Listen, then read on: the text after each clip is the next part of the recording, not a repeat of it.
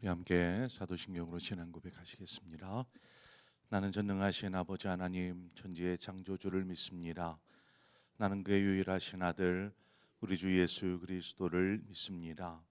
그는 성령으로 잉태되어 동정녀 마리아에게서 나시고 본디오 빌라도에게 고난을 받아 십자가에 못 박혀 죽으시고 장사된 지 사흘 만에 죽은 자 가운데서 다시 살아나셨으며 하늘에 오르시어 전능하신 아버지 하나님 우편에 앉아 계시다가 거기로부터 살아있는 자와 죽은 자를 심판하러 오십니다.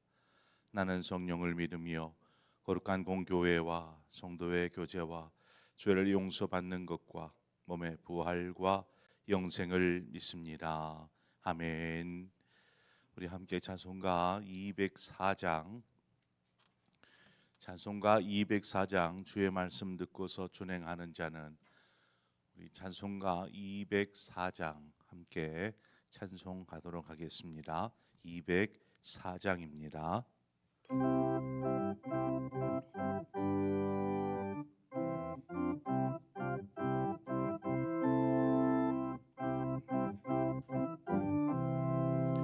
주의 말씀 듣고서 준행하는 자는 반석 위에 터놨고 집을 지음 같아 비가 오고 물나며 바람 부딪혀도 반석 위에 세운 지 무너지지 않네. 잘 짓고 잘 짓세 우리 집 잘 짓세 만세 반석 위에다 우리 집 잘 짓세 주의 말씀 듣고도 행치 않는 자는 모래 위에 떠났고 집을 지음 같아 비가 오고 물나며 바람 부딪힐 때 모래 위에 세운 집 그게 무너지네.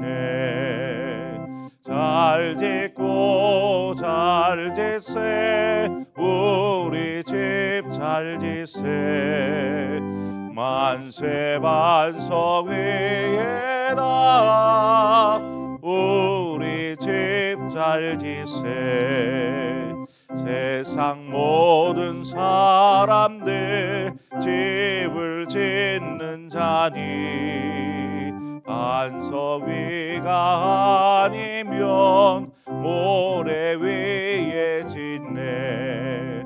우리 구주 오셔서 지은 상을 줄 때 세운 공로 따라서 영영상 벌 주리 잘 짓고 잘 짓세 우리 집 잘 짓세 만세 반석 위에다 우리 집 잘 짓세.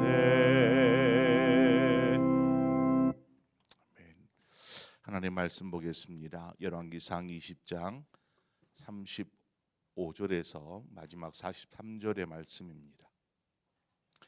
열왕기상 20장 35절에서 43절의 말씀 한 절씩 교독해서 보겠습니다.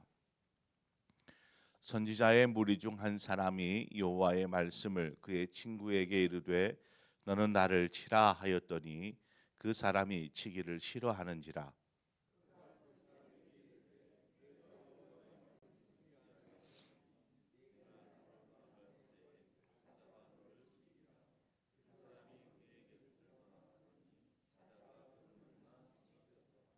그가 또 다른 사람을 만나 이르되 너는 나를 치라 하매 그 사람이 그를 치되 상하도록 친지라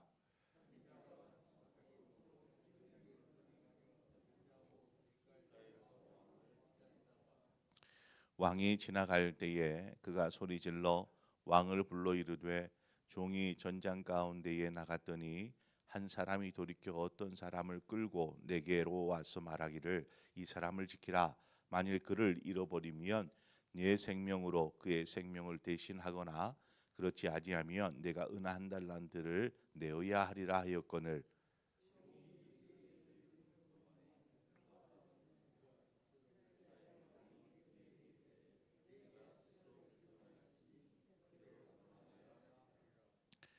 그가 급히 자기의 눈을 가린 수건을 벗으니 이스라엘 왕이 그는 선지자 중에 한 사람인 줄을 알아본지라.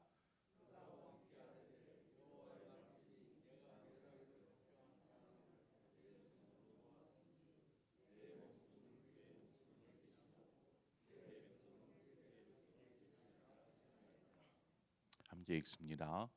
이스라엘 왕이 근심하고 답답하여 그의 왕궁으로 돌아가려고 사마리아에 이르니라. 아멘. 이스라엘이 아람에게 승리한 후에 아합은 아람 왕 베나다셋과 평화 조약을 맺습니다. 그리고 그를 그의 나라로 평안히 돌려보내지요. 이것이 일반적인 상황이라면 그럴 수 있다라고 생각할 수도 있습니다. 그러나 이 전쟁은 하나님의 뜻이 있는 전쟁이었고 또한 이 전쟁에서의 승리는 하나님에 의한 승리라고 말할 수 있습니다. 그러니까 이스라엘과 아람과의 이 전쟁은 하나님의 뜻대로 이루어진 전쟁이었습니다. 그러면 하나님께서 이 전쟁을 통해서 뜻하신 바가 무엇인가? 이것이 중요한 거죠. 이 뜻하신 바가 무엇인가를 우리가 살펴야 되는데 두 가지로 이야기할 수 있습니다. 하나님께서 이 전쟁을 통해서 뜻하신 바는 먼저는 아합과 이스라엘에게 여호와가 하나님이심을 알게 하는 것이었습니다. 또 두 번째는 이스라엘을 공격했었던 이 아람 그리고 그의 왕 베나닷에 대한 하나님의 심판이었죠. 그런데 베나닷 왜 하나님의 심판인가? 베나닷은 42절에 오늘 읽었던 말씀에서와 같이 하나님께서 멸하기로 작정한 사람이었기 때문에 그렇습니다. 그래서 아합과 이스라엘은 하나님께로 돌아서야 하고 또 이 아람 왕 베나닷을 분명히 죽였어야만 했습니다. 그런데 하나님의 뜻에 따라 전쟁에서는 승리하였는데 이후에 어떻게 되었습니까? 아합은 이 전쟁의 승리로 인하여서 여호와가 하나님이시는구나, 하나님 살아계시는구나 하고 하나님께로 돌아서야 하는데 그렇지 않고 그저 자기의 앞으로의 일에만 자기 앞가름에만 신경을 썼습니다. 뿐만 아니라 하나님을 모독한 이 베나닷에게 분명히 그를 처단했어야만 하는데도 불구하고 그를 살려서 안전히 자신의 나라 아람으로 돌려보내지요. 결국 아합은 하나님의 뜻을 전혀 또 완전히 무시하였다라는 것입니다.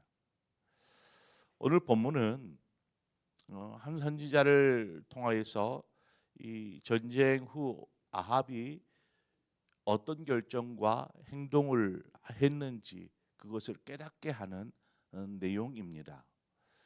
선지자 중에 한 사람이 갑자기 이상한 행동을 합니다.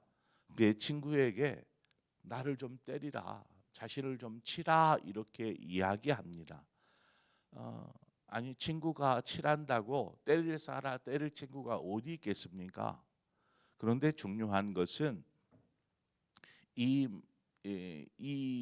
이야기를 한 바로 앞에 있는 내용입니다. 35절에 보면은 여호와의 말씀을 그의 친구에게 이르되라고 되어 있습니다. 여호와의 말씀을 그 친구에게 이르되 즉 지금 친구에게 가서 나를 치라 이 말 하기 전에 여호와의 말씀을 그 친구에게 이르되, 즉 이것이 하나님의 말씀이다라는 것입니다. 하나님의 뜻이다라는 것이죠. 그러니까 하나님의 뜻대로 이렇게 친구를 때려야만 하는 상황에 그 친구는 때리기를 거부하였습니다. 때리기를 거부했다라는 말은 무슨 말일까요? 하나님의 뜻을 거부하였다라고 말할 수 있죠. 결국 하나님의 말씀을 거부한, 순종하지 않은 그 친구는 사자에 의해서 죽임을 당하고 맙니다. 이 일이 시사하는 바가 무엇입니까?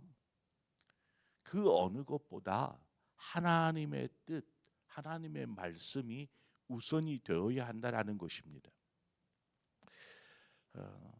하나님의 뜻은 사람이 스스로 판단하여 생각하기를 이것은 옳다, 이것은 합당하다, 아니 이것은 내 생각에 옳지 않은 것 같아, 이러한 생각은 별로 그렇게 중요하지 않습니다. 또한 하나님의 말씀을 지켜도 되고 안 지켜도 된다라는 어떤 하나님의 말씀은 그런 성질의 것이 아닙니다. 하나님의 뜻, 하나님의 말씀은 절대적이기 때문에 그렇습니다. 이것은 하나님께로부터 말씀을 들었다, 그 말은 곧 실행해야 한다라는 것입니다. 무슨 일이 있든 그것을 위해서 목숨을 바쳐서든 그 일은 꼭 이루어져야 하고, 그것이 하나님의 뜻이고 하나님이 이야기한 말씀이기 때문에 그렇습니다. 만약 이를 거부한다라면 그것은 하나님의 뜻을 거부하는 것, 하나님의 말씀에 불순종하는 것과 다를 바가 없기 때문에 그렇습니다. 그러면 저와 여러분은 하나님의 말씀에 대하여서 얼마나 절대적 가치를 인정하며 살아갑니까? 우리는 하나님의 말씀을 듣고 우리는 생각합니다. 자신의 상황과 여건 혹은 처지 이런 것들을 고려해서 그것을 할까 말까를 결정하죠. 하나님께서 분명히 말씀하셨음에도 불구하고 내 상황에는 이거는 못하겠는데, 이것은 어려워서 안 되겠다, 이런 생각들을 하고 그 다음에 할까 말까를 결정하게 됩니다. 하나님께서 우리에게 하라 이렇게 명령하셨으면 해야만 합니다. 왜입니까? 우리는 하나님의 종이기 때문에 그렇습니다. 이것이 바로 종의 바른 자세이지요. 주인이 종에게 이것 하라 그랬는데 종이 스스로 판단하여서 이거는 못하겠는데, 다른 거 해야 되는데, 내가 지금 바쁜데, 내가 어떤 상황이 좋지 않는데, 이런 것을 따질 이유가 없는 거죠. 주인이 하라 그랬으면 그냥 하는 것입니다. 하나님의 말씀의 절대성은 바로 이와 같습니다. 그런데 정작 우리의 삶을 보면 하나님의 그 말씀의 절대성을 우리는 그렇게 크게 두지 않습니다.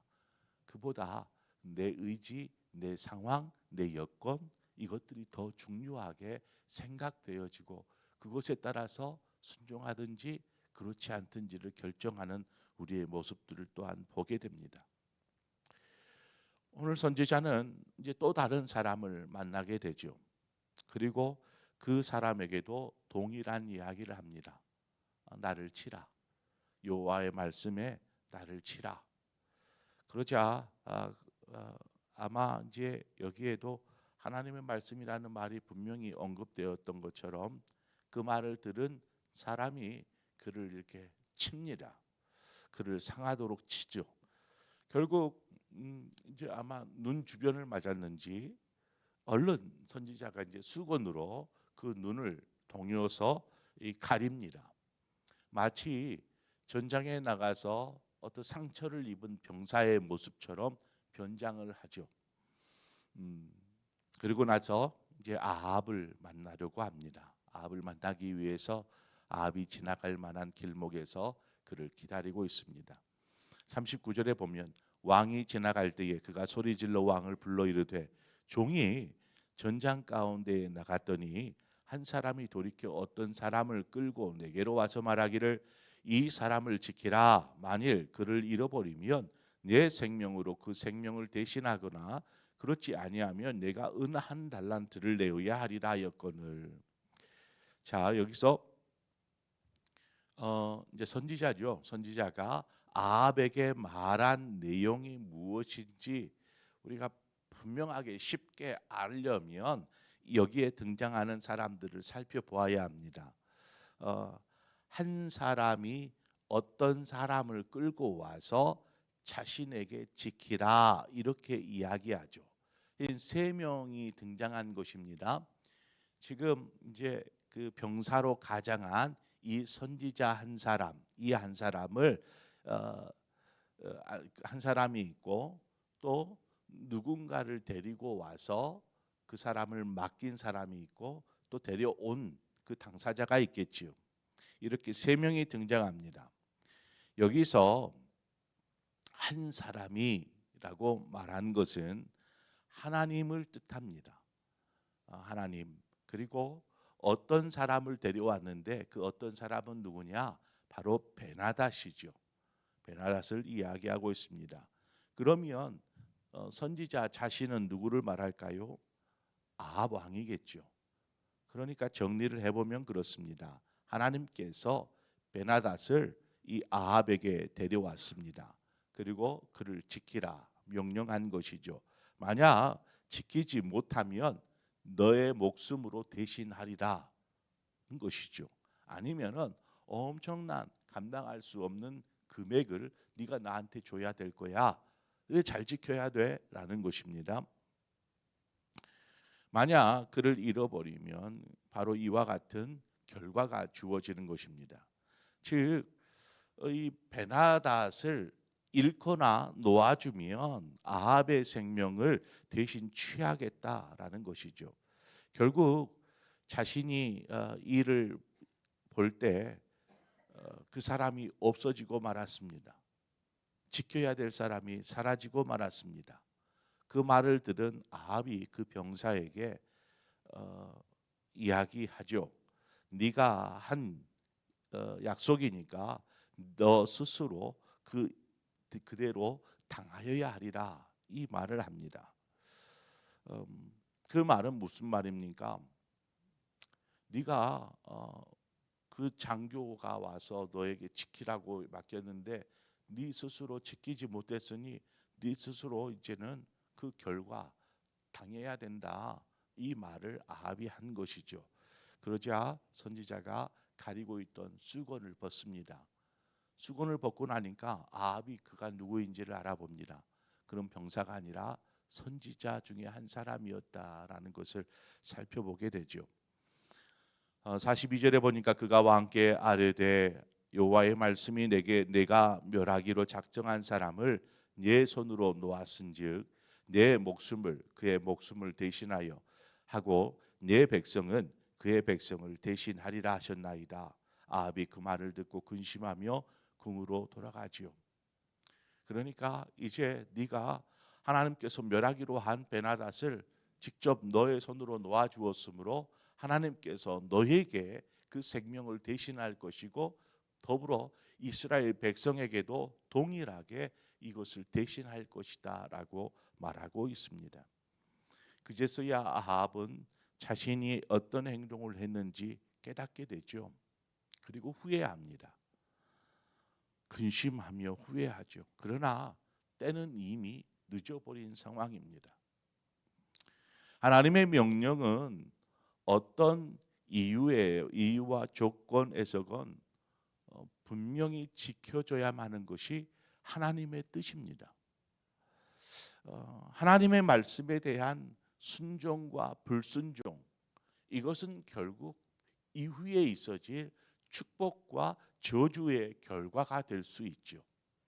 그러므로 우리가 하나님의 말씀에 순종하는 삶을 살아야 합니다. 그 말씀이 내 판단하에 어떤 합당하나 하지 않는가, 아니면 이것을 내가 할 수 있나 못하나, 이런 것 걱정을 할 필요가 없다라는 것입니다. 하나님의 뜻이면 순종하면 됩니다. 왜요? 결과적으로 하나님의 뜻은 이루어질 수밖에 없기 때문에 그렇습니다. 우리가 전쟁을 통해서 보지 않았습니까? 두 차례의 전쟁, 이것은 도저히 이스라엘이 이길 수 없는, 승산 없는 싸움이었습니다. 그러나 승리가 하나님의 뜻이었으므로 하나님께서 승리케 하시지 않았습니까? 그렇습니다. 모든 말씀, 모든 하나님의 뜻은 분명히 이루어집니다. 그런데 그 사이에 우리를 도구로 사용하기를 원하시죠. 그러면 우리는 어떻게 해야 될까요? 하나님의 말씀, 하나님의 뜻 앞에 순종하며 나아가는 것입니다. 그래서 우리의 삶을 통해서 하나님의 뜻이 이루어지도록 해야 하는 것이죠. 우리가 만약 하나님의 뜻을 거부하고 거절하고 불순종하면 그 결과는 어떻게 될까? 그것이 바로 아담과 하와의 모습이지 않습니까? 하나님의 말씀, 하나님의 뜻에 불순종함으로 죄를 범하였고 영원히 죽을 수밖에 없는 인생을 사는 것처럼, 우리가 오늘 아합에서의 모습과 같이 그가 하나님의 말씀에 불순종함으로 결국 근심하고 후회하나 돌이킬 수 없게 되어버리지 않았습니까? 이 모습을 바라보면서 하나님, 제가 말씀 앞에서, 나에게 하시는 하나님의 말씀 앞에서 전적으로 순종하며 하나님의 말씀을 붙잡고 살게 하여 주시옵소서. 이러한 믿음을 나에게 허락하여 주시옵소서. 간구하며 나아갈 때에 우리의 삶을 통해서 하나님의 뜻이 이루어질 줄 믿습니다. 하나님의 뜻을 이루시는 저와 여러분의 삶이 되어지기를 주님의 이름으로 축원을 드립니다. 함께 기도하겠습니다. 좋으신 하나님 아버지, 하나님의 뜻이 무엇이든지 간에 우리의 삶 속에서 그 뜻을 이루는 삶을 살게 하여 주시옵소서. 승리가 필요할 때에는 하나님 앞에 구하고 하나님의 뜻을 묻는데, 승리한 이후에는 우리의 마음대로 우리의 뜻대로 살려고만 합니다. 아합이 그랬던 것처럼. 뿐만 아니라 하나님께서 말씀하셔도 우리가 우리의 상황과 여건과 우리의 상태를 더 중요하게 여겨서 할까 말까 이것을 결정하는 우리의 모습들을 보게 됩니다. 하나님의 말씀에는 분명히 절대적이다라고 우리가 들었으면서도 불구하고 그 말씀에 순종하지 않는 우리의 삶의 모습들을 하나님은 긍휼히 여기시고 불쌍히 여겨 주시옵소서. 이제 이후로 우리가 하나님의 말씀 앞에 겸손히 순종하고 또 그 순종하며 나아갈 때 우리의 삶을 통해서 하나님께서 행하시고 뜻하신 바를 이루어 주시기를 소망합니다. 그 뜻을 이루는 우리 모두의 삶이 되도록 인도하여 주시옵소서. 예수님의 이름으로 기도합니다. 아멘. 오늘 이 시간 말씀을 생각하면서 하나님, 우리가 말씀에 대해서, 하나님의 뜻에 대해서 얼마나 절대적인 기준을 두고 있는지 살펴보고, 그렇지 못한 삶을 하나님 앞에 고백하고, 또 이후로의 우리의 삶이 하나님의 말씀에 순종하는 삶, 그래서 하나님의 뜻을 이루는 삶이 되게 하여 주옵소서. 이러한 마음으로 함께 기도하시기를 바라고, 더불어서 우리 교회를 위해서 기도해 주시고 한국 교회를 위해서 기도해 주시기를 바랍니다. 오늘 특별히 우리 서울 동로에 봄 정기 노회가 있게 됩니다. 성노회가 될 수 있도록 여러분 함께 기도해 주시기를 바랍니다. 함께 기도하고 또 여러분 각자의 기도의 제목을 기도하시다 자유롭게 돌아가시겠습니다. 함께 기도하겠습니다. 하나님 아버지, 은혜와 사랑을 감사합니다.